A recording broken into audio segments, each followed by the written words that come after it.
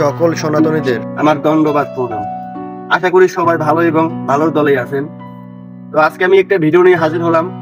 ভিডিওটি হলো ইন্ডিয়ান সরকার নরেন্দ্র মোদী এই প্রথমবারের মতো সমুদ্র সৈকতের নিচে শ্রীকৃষ্ণের দ্বারকা নগরী দর্শন করলেন।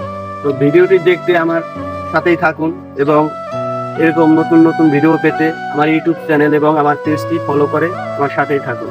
তো দেখতে চোখ রাখুন। ধন্যবাদ।